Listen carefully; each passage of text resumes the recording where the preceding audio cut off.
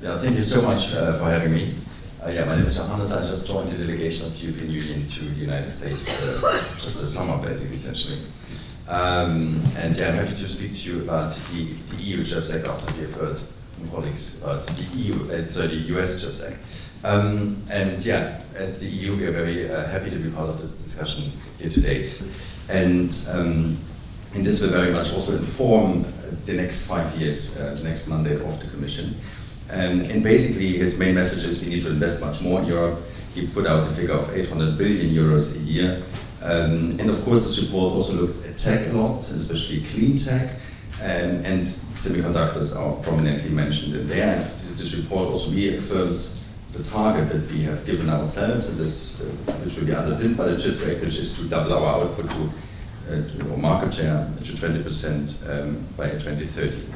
And he also says this requires additional investments beyond what we have already committed with the CHIPS Act, and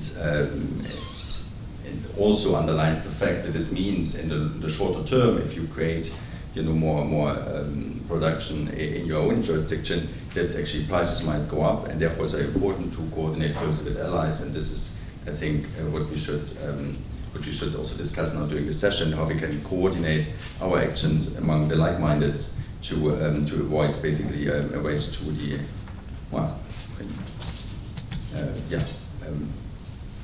basically to compete with each other rather than cooperate with each other. So Europe, what's the situation of Europe? I mean, Europe is strong in some sectors, but it's not that strong in others. Actually, I'm just trying to find the right order. Apologies.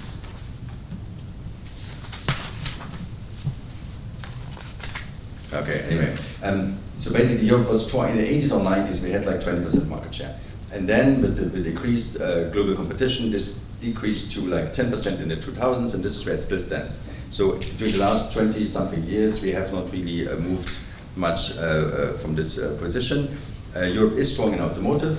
Europe is strong in industrial sensors and things like this, like automotive like 40%, and sensors we have 20%. We are not that bad in telecommunication infrastructure with Ericsson and Nokia, but when you come to the more, chips that are produced at larger scale for computing, communication, consumer electronics, there, of course, the market share of Europe is small. And and also when you come to more advanced processors. So this is why the CHIPS Act was put forward in September 21, mentioned by the president, and then two years later, so 1 year ago, came into force. We have pledged 43 billion in the CHIPS Act. It's euros, so that's 48 billion US dollars. And as I said already, the aim is to double our output until the end of this decade. But of course, in the market it also doubles, so that means you need to quadruple the output. That's a big challenge. We would like to, or we want to focus on the most advanced chips. So this is 2 nanometers and below, because Europe is strong in science. We have like IMEC, Fraunhofer. I don't know how familiar you are with the science landscape in Europe. So we have capacity there, and then of course we have companies like ASML, which we also would like to leverage. We need to increase our presence when it comes to design of chips, manufacturing, of course, and assembly and packaging.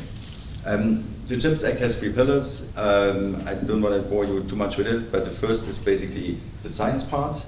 Here we have like 3.3 billion euros to do this like bridge from the lab to the fab, to kind of support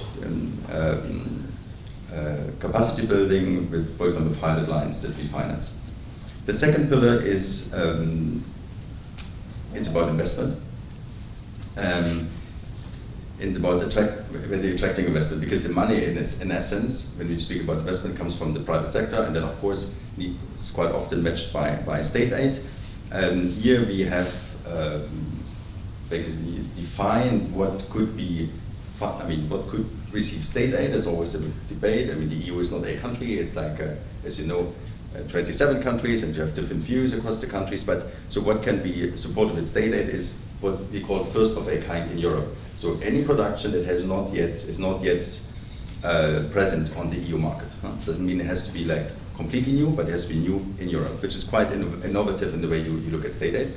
And here we have already, since the inception of the CHIPS Act, seen pledges or accumulated pledges of 115 billion euros. So that's 128 billion US dollars in private funding, which is quite a lot.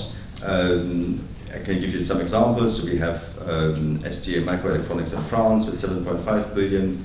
We have another investment of STA Microelectronics in Italy of 5 billion. Infineon is building is increasing product or like upscaling production in Dresden, which is actually my hometown in Eastern Germany, with 5 billion.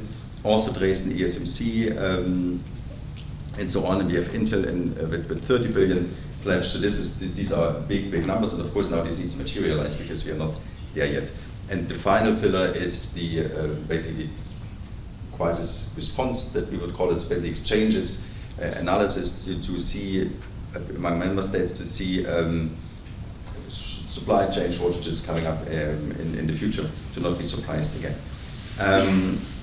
All this is basically what we do in Europe, but as I said at the beginning, for us it's very important that this goes together in a framework with our allies. We use a lot of time in the TTC discussions that we have with our American friends. The working group on semiconductors is one of the most successful there, because it's very important that we coordinate our actions, and then of course the discussions in the wider setting of the G7 are also very relevant. I would leave it at that. Thank you.